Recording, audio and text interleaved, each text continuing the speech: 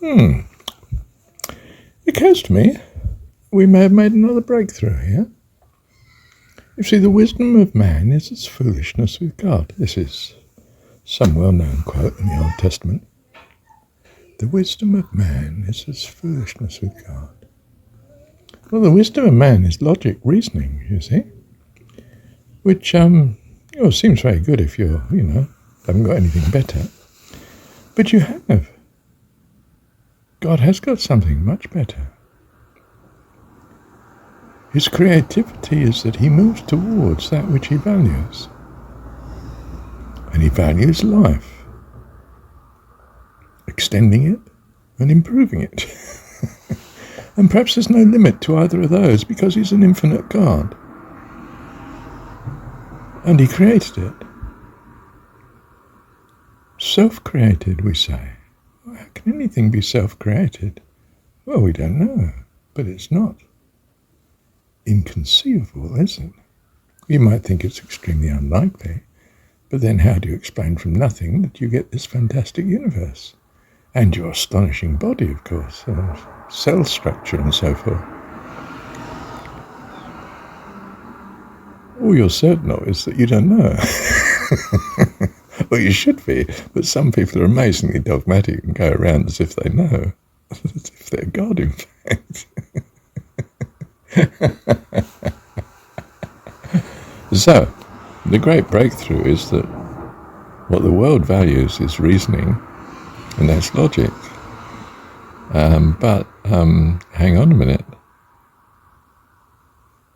In a world of uncertainty, your logic's going to be uncertain.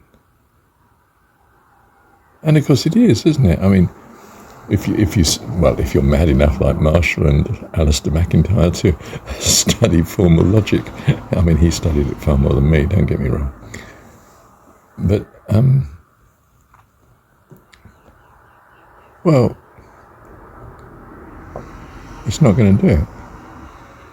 Or is it stymied is the word, is it? From the start. Stumped.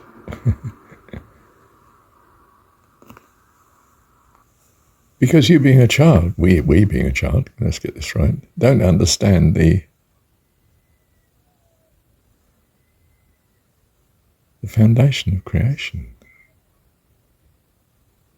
You could say it's God's prerogative as far as we know down here. We don't have it. We don't understand how you can get something from nothing or be self-creating. But then we don't understand how to produce an object which is self-repairable and self-replicating, which is what animal life is, isn't it? Even the simplest or the tiniest creature self-replicates. And not even identical to himself, but an incredible variety in general, by mating with another slightly different self. It's a fantastic creation.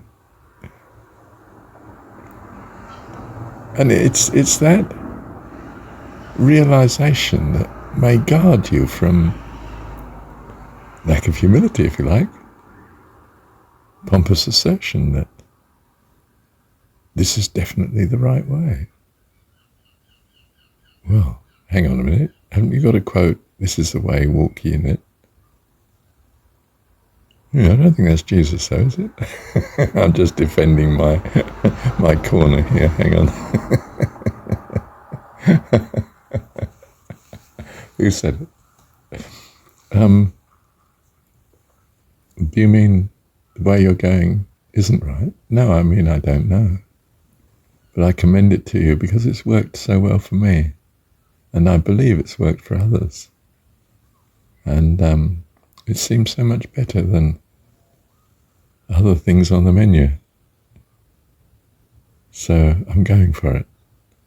And I suggest you do, too. But fair enough, if you find it turns to custard, I'll understand why you've gone a different way.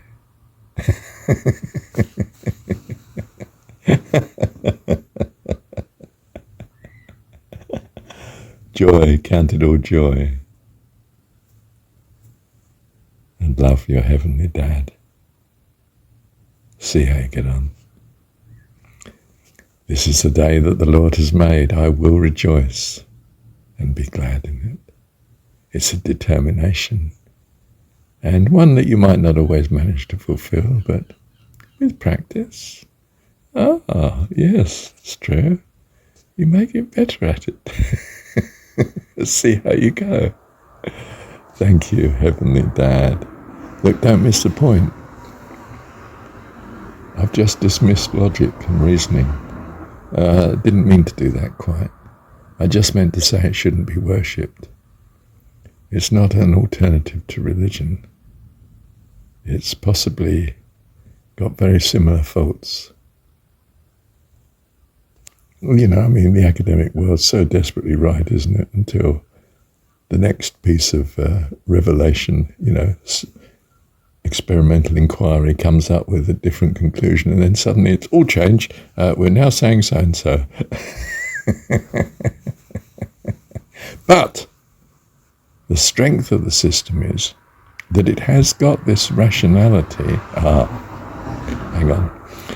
It's got this quality of being able to change, whereas religion seems to be desperately against such. But you may find the modern world is desperately against changing its technology because people have a vested interest in what they know and can handle and can earn a living in. They don't want the change. They don't want the new. It's too much demanding on them, and they're quite happy as things are. In a sense, you know, it's raking in the millions or whatever it is. You don't want a new source of power or, I don't know, new materials that last forever. I mean, that's a nightmare. I mean, where's going to be the marketplace if some products last forever? Do you see? So you can find that the modern secular world is as much suffering from a rigor mortis as religion. Oh, yes, that's the point. I'll leave it at that, shall I? Thank you, Heavenly Dad. Let me add a note here. I'll come back to this after a few weeks or something, but not a few weeks, a week and a half, I think. But the great thing about faith, assuming you got it right, is that you can make leaps into things that you wouldn't otherwise achieve. For instance, you take a path of trusting in God, being loving Heavenly Dad. This refashions at least a lot of your values, and that changes your future in a way that you couldn't have achieved simply by relying on what you can get from logic. Mainly because the handicap of logic is that you need certainty of premises. You need to know what the premises are to do the reasoning.